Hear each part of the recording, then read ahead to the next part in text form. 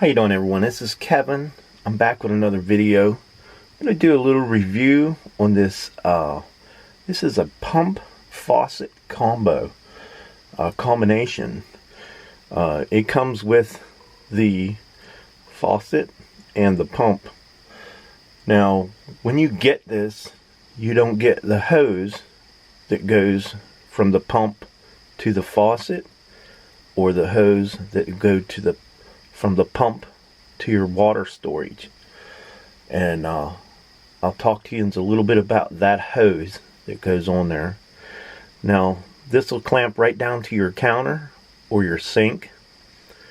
They do give you a fitting that fits on the bottom of this faucet. Go a little closer here. They give you a fitting. I'm not sure I don't think this is the fitting. I think this is the bolt that squeezes up against the counter or the sink right here. But they give you a fitting that goes on the bottom here. And that fitting, I had a hard time. I taped it. I did just about everything I could to that fitting on the bottom of there, and it would not seal. So what I had done, I'd taken the fitting all the way off, and I slid my hose. I got a 3/8 hose, and I slid it right up on that tube, and I think I put 2 clamps on that hose right there, and it sealed it right up. Didn't have any more problems with it. That was one of the biggest problems, is getting this pump to seal up. It has about 35 pounds of pressure in it, so it's a pretty strong pump. 35 pounds. Now this pump will come in, it'll come in 12 volt, or you can get it in 24 volt. It'll pump 1.1 gallons per minute. That's a pretty decent amount of water. Has, like I said, I think I said it had 35 pounds of pressure. 2.5 amps at 12 volts. So, and it's a Johnson pump. I think I got it off Amazon. I'm not sure. I'm pretty sure I got it off Amazon. I'm not positive on that. But I have had it in my I built a box trailer into a camper, and I've had it in here for a while, and I've been using it, and I think it's worth a good review because I haven't had any problem with it. But I'm going to show you a few little things that I had to do to make it good for me.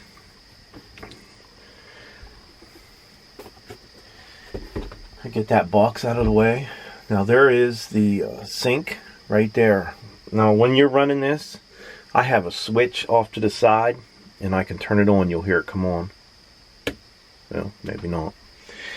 Okay. If you take your lever back here and push it down, let off of it. Now, that's if you're going to fill a cup or something, but say you're going to wash a dish and you need to rinse a dish off. You can pull it up like that and it'll run on its own. Now, I don't have any outside water hooked up to this. It's all on-board water, and gray water and fresh water. The faucet has so much pressure at 35 pounds that I actually put a valve underneath of the sink, and it's just a shut-off valve. I'm going to show you the shut-off valve, but I'm going to also show you the type of hose that you want to use on this. When I first got that pump, I went in town and I bought this hose here, and I think it's rated for, let me look, 45 psi. Well, this hose here will not work on that pump. It won't work on it because you can't clamp it tight enough to keep it from leaking. So the 45 pound didn't work. So I went in and I bought this hose. Now this hose here, I just want to make sure, this is a 3/8. It's 5/8 outside diameter, 3/8 inside diameter. And it has 225 pound PSI. This is 225 pound PSI. And it seems like a lot, but you need that thick hose. You need that thick hose so you can get a clamp to squeeze it tight enough to keep it from leaking. Trust me, this is the hose that you're going to need on this pump. This is going to save you time and money, because you're going to go up and you're going to buy that cheap hose and it's not going to work, and then you're going to have to go back and you're going to have to buy this. With this hose, you only have to use one clamp. I do believe one clamp on each fitting, but we'll get up underneath here and look to make sure, because it's been a while since I've been up underneath there. So let me show you under the sink. Okay, there's the bottom of the faucet. I just wanted to show you, I just slid the hose up on it and put some clamps on it right there, and it worked fine. And I put a valve right there. As you can see, it's almost shut off to lower the water pressure down, because when you turn the faucet on, water would splash everywhere in my little sink.